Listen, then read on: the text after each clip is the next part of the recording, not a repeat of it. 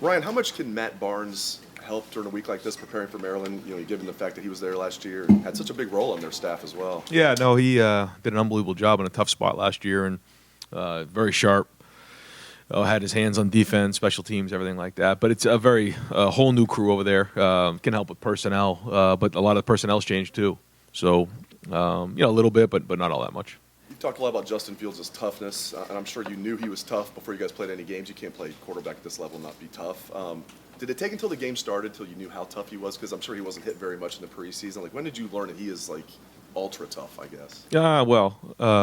I think for a quarterback, it's hard because you're never live, so you don't know those type of things. You don't know competitively how tough guys are until you get into those situations. And there was times during the season where you started to recognize that more and more. I thought the Nebraska one, he took a shot where the guy launched right into his chest and even into his head, and the next play he threw a fade to Garrett for a touchdown. And signs like that of toughness.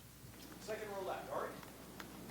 Ryan, when you last year decided to recruit Enoch in Hawaii and other recruits out there, and that when you're considering taking this program into Hawaii for recruiting, do you have to consider other things besides just how far it is? I'm talking like finances, and I mean it's part of America, but it's so far away. I just don't know what the discussions are, if there's other discussions outside of let's go to California, Florida, Texas, and everywhere else. Yeah, that's a big part of the conversation, and we obviously want our foundation of recruiting to be right here, but then we go out throughout the entire country to look to find the best players in the country, and the United States and the globe has gotten smaller every year based on just the internet and the computer and everything, travel, and so these guys nowadays are just so much more in tune with all the different schools that are within the country, and guys are traveling, and you look at the guys who have come from Hawaii, and Tua and Marcus and a lot of guys, and we have several guys from the area. Haskell Garrett grew up there, and Enoch's from there, and so and they've done a great job assimilating here, and they love it. And so the more guys that we see come from remote areas who do well, then we continue to work on that. But we also know the challenges that come with it. To send somebody there, or to continue. I remember last year before signing day, didn't you take a flight all the way to Hawaii and Right. come back the next 4 hours later or something Yeah. crazy like that? What do you have to consider as a program in terms of time that could be spent recruiting other players, and you know what I mean? Just It's all taken investment into of that. consideration. Long conversations about is it worth it? Conversations about is there interest on both sides? Do we think that it's worth it to go all the way out there to go see somebody and evaluate them? But yeah, those are not things that we come to lightly. We take a lot of time to go through that and make sure that it is worth it, like you're saying, because there's a time and financial investment in that. Second row middle, Bruce. So I'm looking at the Maryland game last year, and they score 7 touchdowns and 51 points, and they rush for 3 something. And I know you're an offensive coordinator last year, and I'm just wondering, during that, what are you doing? What are you thinking? Anything at all? Because you got your own deal, but what are you thinking? Hard to remember exactly at the time what I was thinking, but that was a wild game, and I remember that was a big game for Dwayne in terms of establishing himself as a runner. If you remember, I think he ran 12 or 13 times. I thought that was, it was a tough game for him, and we actually threw a pick 6 in that game and had to come down on a 2-minute drill. I remember it being crazy, that's for sure. But it was one of those back and forth games, and it seemed like who had the ball last would win. And I remember the 4th down conversion to Rashad. That was a huge deal, and some guys made some. Terry McLaurin had a great game, and but it was a back and forth game. And sometimes when you get to this time of year, there's some wacky games out there, and you have to adapt on the move. So 7 touchdowns and 51 points, and this year in 5 Big Ten games, you've given up 5 touchdowns and 38 points. And it's the same guys. It's Werner and Borland and Harrison and the same D-line and the same secondary. And I just wonder if you can help me and us understand how can that defense be this defense? I think there's a lot of things. There's a lot of different, in terms of maturity, these guys are all a year older, and they're that's all changed. The scheme has changed. So there's a lot that goes into it.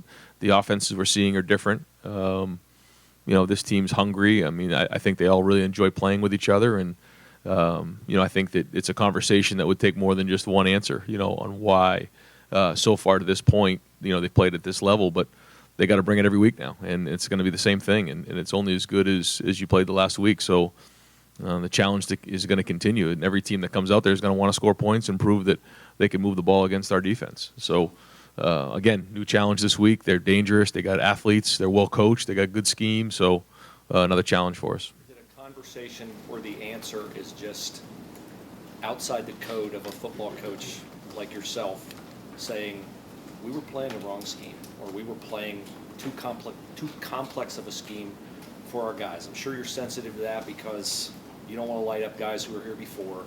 But from the outside looking in, the explanation is hard to find on anything other than that. I think there's a lot that goes into it. I don't think it's as simple as that, but and again, I think so much of it has to do with a bunch of guys who sat around for a whole off season and heard that they struggled and they came in with something to prove, and they worked really hard in the off season, got bigger, stronger, really dove into the defense and created great relationships with the coaches, and now they're playing at a high level. College football playoff bowl comes out tonight. You'll take note of that. How important is it where you are in the first one? And what's the message once it comes out? I think it's for the fans. I mean, it doesn't mean anything to us because if we lose this weekend, we're not going to be in the top 4. That's for sure. So what matters is where we're at once we're done with the season, the regular season. So none of that really matters to us. Aren't you a little curious? Not really, no. Because again, it doesn't matter if we don't continue to win. Then what matters is the record at the end of the season and where you're ranked at the end. So that does not matter to us. Right front, Don. 8 games into the season, Coach, what's your biggest concern right now? I mean, obviously, you got 4 games to go in the regular season, but what do you guard against now? Well, I think that at this time of the season, you're into November, and crazy things can happen. So we have to continue to stay focused on the things that have got us to this point, and the discipline, the toughness, taking care of the football, tackling, because kids are impressionable in nowadays, and everybody wants instant gratification. And at this point of the year, only thing that works is continuing to go back to the things that have worked. And we just can't get bored with that. We have to continue to embrace that, understand how important it is, and that's a huge part of being tough, is being disciplined enough to do the same things week in and week out and not stray from that, or stray from that, and start to fray as a team.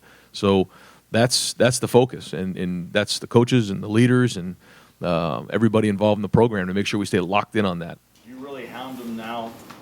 Because there's some big games looming. We can all read the schedule, but do you hound them like, hey guys, we got to stay in the moment? Oh yeah, for sure. But again, if you're where we're at right now and you're undefeated at this point of the season, they're all big. And if you don't think they're big, try losing one. See how that goes. I mean, they're all big. So we got to stay locked in on today's practice. We got to stay locked in on this week, and then we go from there. Third row right, Rob. Brian, big-time college athletics has gotten to the point where almost like fun is a dirty word. And yet this team seems to really enjoy what they're doing. And I know winning has a lot to do with that. Camaraderie has a lot to do with that. But how do you foster that? Do you have to remind yourself at times that this is a game and that they're supposed to have fun? And moving forward, how do you balance that? Is that an objective, to enjoy what you're doing? Yeah, it is. It is, and I think there's a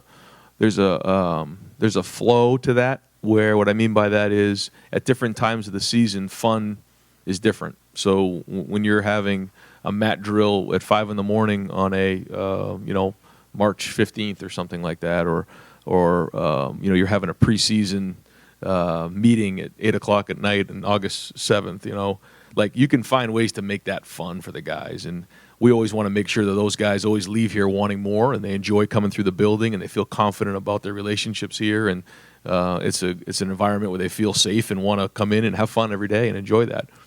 This time of year, fun's a little different.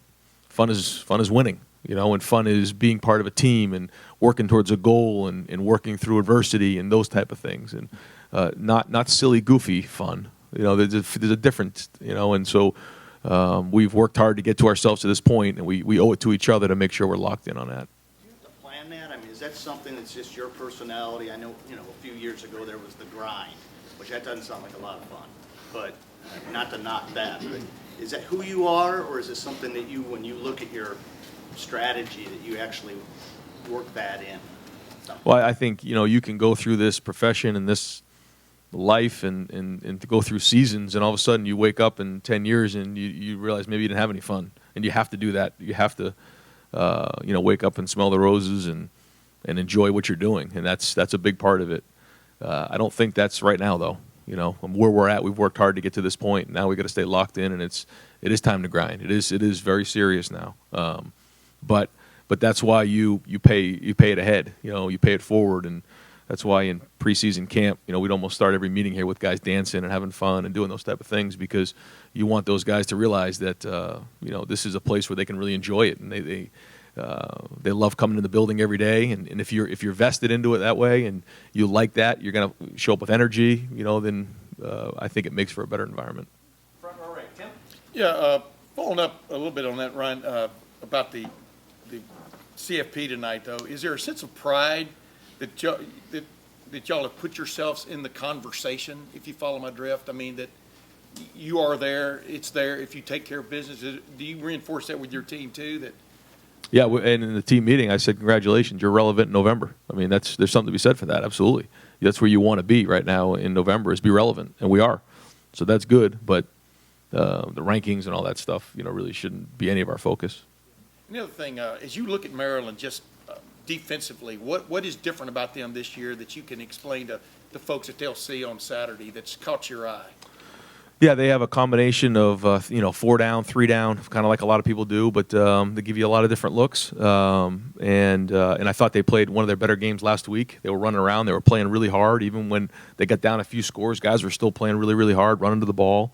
And so they're similar to last year in a little bit of their structure, but a whole new scheme in terms of the coaches that are involved with it.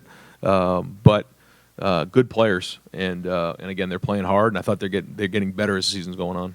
Your players are humans. How do you keep them on the right track from the standpoint of a lot of people are saying this is going to be easy. What is your message to them? 44-point favorite. Yeah, well, I mean, again, you're dealing with 18, 19, 20-year-old young men who you got to make sure you're on top of them, and you're talking to them constantly about those things. And so it's a daily thing. It's not something we just have a canned message for the week. We approach every day the best we can. You walk in every day and something may have changed, with the way that the team's operating and the feel of the team, the personality, how are they practicing, what's going on, how's the leadership, and you just keep working at it on a daily basis, and you keep addressing it from there. Front row, middle right, Joey. Ryan, and there was an ESPN survey that came out which interviewed all the Power 5 coaches, and they asked if you were in favor of playoff expansion or not. You were in the group that was in favor of expansion. Could you maybe elaborate on kind of what you would like to see from expansion long term? Yeah, I mean, I don't think now's the time to really get into all of that, but I do believe that if you win your conference, then you should get into some sort of playoff. But I'd rather not get into all that. I think that's a great conversation for the offseason. And just looking at switching gears here, looking at the season Chase has had, he's talked about this before, but last season he had 2 ankle injuries, which kind of limited what he was able to do on the field and the ability to cut and that sort of thing. When you watch him this season, how much, I mean, it seems sort of obvious, but how much has that been a factor in his play this season, just not having 2 bad ankles? Yeah, I mean, I think a lot of it goes into it. Certainly having an injury, slows you down, but then also being a year, older, that matters. I think when you get into that 3rd year, you see guys like, JK and, Jeff Okuda, different guys have really taken off in that 3rd year. And I think there's a little bit of the injury and a little bit of being in their 3rd year. Far left, Lori. Coach Day, we've talked a lot about getting players out of a game, watching for injury, getting them rest. But is practice enough for these guys to stay sharp, or do they need a certain amount of reps in a game? Do they need to stay in a certain amount of time for them to maintain the sharpness even more?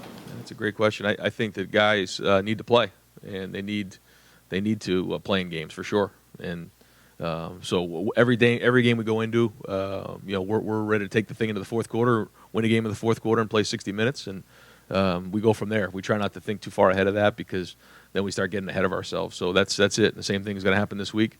Guys are going to be ready to roll. They're going to play, and they're going to play 60 minutes, and we're going to win the game in the 4th quarter and go from there. Are you a guy that keeps track of numbers during a game? If you see JK with 199, will you try to get him 200, or is that a factor at all when you're thinking of playing? Rarely will that be something that we take into consideration.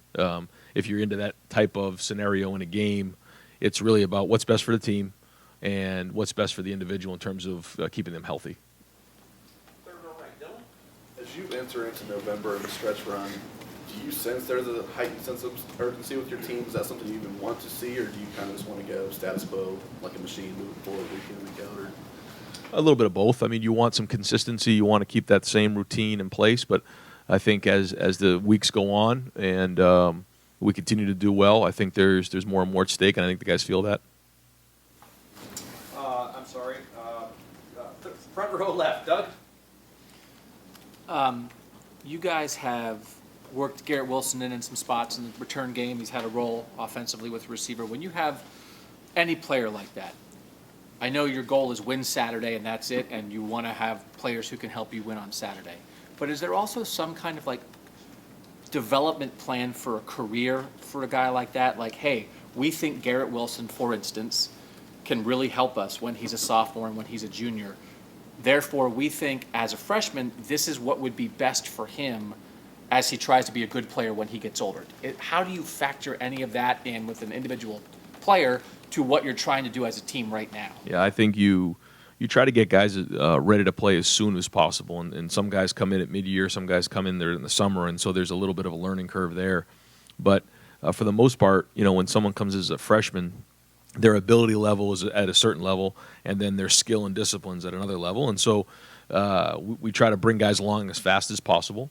But in our program, there's so much time that's put in the off season, so that when you get into year 2, when you get into year 3, you have such more vested into the program, and you also have an advantage because physically, understanding the scheme, just the whole thing, leadership-wise, you've been through off seasons with Coach Mick in the off season. That all matters, and it also matters within the program too. And so, guys who have been here for a while, they have the right to have the first shot at things. And then as guys start to earn their stripes, they start to earn more and more. And I think that's the way an organization should work. You and Mike Loxley, this is not unusual for coaches. You have lots of experience working with quarterbacks. Guys like that, when you are recruiting quarterbacks, the fact that you and Coach Loxley and other people have coached that position specifically, how does that help you in recruiting quarterbacks or in developing quarterbacks when you, as the head coach, are kind of a quarterback person? I think when you're recruiting somebody and they understand that the head coach is involved with that position, I think it matters because they understand that it's going to be friendly that way, and you're going into a situation where the head coach isn't a defensive coach, where the quarterback maybe doesn't get as much attention or consideration, I guess. But certainly when the head coach has a quarterback background, that is going to be taken into consideration, and it's, I guess, quote-unquote quarterback friendly, for lack of another term. But I think it does matter because, you're going in there as the head coach with a background and, a resume of work with quarterbacks. And I think today's day and age, recruits want to see that. They want to know, what have you done? It's one thing to say something. It's another thing to show them what you've done. And then you combine that with the position coach, I think it makes a big deal. And last thing, we've been talking a lot about the Maryland game last year. Off that Maryland game last year, you guys go out and beat Michigan, and you win the Big Ten championship. You go and win the Rose Bowl. Did you feel like, as an assistant on that staff, was that like a line in the sand of like, man, like we can't live like this anymore? We were maybe lucky in some ways to win that game. You gutted it out, but it also, if the 2-point play goes a different way, you lose that game.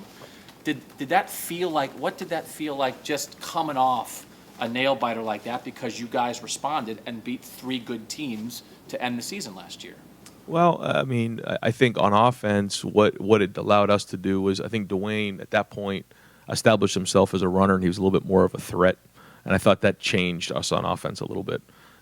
As a team, I think as a team we were always going and looking to attack, but I thought to go into that game and win in 2-minute drills, red zone, there was just a lot of situations going on right there, short yardage, overtime. You just learn a lot about your team in a game like that. You got to gut it out. And I thought that kind of, as tough as that game was, it catapulted us through the rest of the season, like you're saying. Yeah, Damon Arnett's story has been told quite a bit this year, how he was one step out the door When you evaluate what he has done this year, what stands out to you the most? I think it's so cool when you see somebody walk down a hallway and tell you the best decision I made was coming back, and he tells people around the facility that he loves them. And I think that just goes to show you how much he put into this program. And he got his degree this summer, and to play the way he's played and to put the work in, and then see all that stuff show up on the field and everything that he put in the off season. On and off the field to get to where he is right now, but then also play at a high level. It's a success story, one of many here at Ohio State, but really proud of the way he's approached it, and the strides he's taken in the last year has been unbelievable, and it's all well-deserved because he put a lot into it. And you're going to be playing against one of your former players, Keandre Jones, plays for Maryland, played pretty well. Sounds like that was a very no friction, no problem with him. What would you want to say about Keandre and the success he's had at Maryland? Yeah, it's great to see him playing with a lot of passion and effort, and nothing but respect for he and his family, and got an opportunity to go closer to home, and so we supported that the best we could. Certainly didn't want to see him leave, but we also understand, and I'm glad that things are working out for him. Second row left, Matt. Lodge mentioned the Maryland game last year and the defense, and Bruce was bringing up the points that he gave up. Does that come up? You talk about the defense playing with a chip on their shoulder all year. Does a week like this reinforce it? Do they go into this game going, man, look what happened last year? Do you sense, even though it's a game that you're favored heavily on, a feeling on the defense and going into this game like, let's show where we've come from a year ago? I think so. Yeah, I think they know how dangerous the running game is, and they know. I mean, it was only a year ago that they played against them, and McFarland ran for 300 yards, so they know that, and I don't think they're proud of that, and they want to do a better job this time around for sure. Kind of off topic, but this game's going to be over, 3 o'clock or whatever. There's a huge game, LSU, Alabama. How does Ryan Day unwind after a game? Hopefully you win or whatever, you're sitting down. If there's a big game, you sit down and, hey, don't bother me, I want to watch this, are you a fan? Will you take that in? I'm just curious. Yeah, I've said this before. One of my favorite things to do is after a noon win, go home, sit in a recliner with the family, order food, and watch games. And I love that. That's some of my favorite memories. We get home in the car. The family gets together in the car. We turn up the music real loud after a win. We drive up 315. We get home. We relax, sit on the couch, enjoy each other, turn the fire on, and watch games. That's like, if you talk about being happy, that's me being happy on a Saturday afternoon. So, yeah, whatever game's on, we'll watch it, and hopefully that's the case on Saturday. You mentioned your admiration for Joe Burrow. Does watching a game like that he's playing in, does it give you more of a rooting interest, or you just kind of take it back? I've enjoyed watching Joe on TV, but also even watching his film and seeing what they're doing throwing the ball. They're doing a great job. He's doing a great job leading. You can tell he's doing a great job preparing, and he's gonna finish the year the right way. You can tell they're in a good place. Front row left, Nathan. Last year, the Maryland game was one of, I guess, several examples where you came out of it thinking there's things that have to be fixed with this defense. This year, this defense is giving you maybe a quarter's worth of concern. Maybe sometimes, for the most part, it's shutting people down. So how are you guys, I guess, holding this team accountable at a different standard, or are you finding new ways to try to test this defense in a way that you didn't have to last season? It's all about how you coach, in my opinion. What are you holding guys accountable to off of film? Is it just the results, or are you really holding guys accountable to executing on both sides of the ball, offense, defense, special teams? And there's certain times we have talented guys where guys can get away with talent. That's not good, and we can't allow that to happen. And some of the worst experiences in the human experience is to get rewarded for bad behavior. And when we see it on film, we got to address it. And the players have to be open to that. Even though maybe a play went well, that's not what we want here. So we have to hold them to that standard, and that's really good coaching and really good leadership. Is this something you saw guys buying into right away? Was there some growing We've been talking about it for a long time. So yeah. And final couple questions. Second row right, Tony. Brian, you've got some fifth-year guys who have key roles on this team, but aside from the games, what do those fifth-year guys? What's it like to have them? How important is it to have those guys every year? Well, I think they bring a maturity level that's off the charts, and I think that the work ethic and the investment they've put into this place and the seriousness, they know what it's supposed to look like, is huge. And their ability to step up and challenge some of the younger guys, get up in front of the team, talk to the team, that's when you go from good to great. But if you want to make a run in November, you need to have those older guys who have been around, who take control of the team. Do you think the transfer portal is going to take some of that away, even though you'll be maybe adding more fifth-year seniors? They haven't put the 5 years in with you. Do you think that's going to alter things? Maybe a little bit, but I don't think it's going to drastically change anything. And final question is front row right, Austin. Ryan, how would you, obviously the offense is scoring points, but I'm just looking at the passing attack, and you lean towards the quarterbacks and throwing it. Are you satisfied with the passing attack right now? Do you want more down the stretch? How do you view that at this point? I think it's all based on game plan and what we're seeing. We obviously want to balance, and last week, it was raining sideways, and we still had to be able to throw the ball, especially at the end of the first half there. I thought that kind of got us going, but always tough to work on, in the run game and the pass game. But we always want to balance there, and so still every week, every time we watch film, there's things to improve on, and we're working at that. As many balls to go around for the wide receivers, and they rotate as it is. You referenced this earlier in the year that it might come. Like, are you still getting guys trying to knock on the door and ask for more chances? How do you manage that? That can be a tricky position to do. Yeah, I know it can. And when we look back at last year, we had 6 guys that kind of rolled, and it all worked out well for all of those guys. And so we just continue to do that. And when you have your opportunity, you got to make them count. And you look at other schools throughout the country, they don't have maybe as an explosive as offense as we have, and we try to do the best we can to get those guys out in space. It's an unbelievable offense to play in. Those guys need to buy in it. When they have their opportunity, they got to go. And at this time of the year, they can't let their egos get in the way. That's just what it comes down to. And I thought last year was a great example of that when you look at Terry and Paris and Johnny. I mean, not one time did they ever say we need more touches. And I think Terry had 35 total catches last year, which is amazing because of look what he's doing now. And so he could have been in my office every week complaining. He didn't. But it all worked out for him, and it all works out for these guys in the end if we continue to do well as a team. And Austin Mack had that really impressive drive against Northwestern and then didn't play against Wisconsin. When he comes out, what does that do? How does that shuffle the pieces around at wide receiver? Just another guy has to step up, yeah. Or we maybe get a few more targets for one other guy who if somebody goes down. But Jameson's kind of stepped up into that role and done a nice job. Great. Coach, thank you very Thanks. much.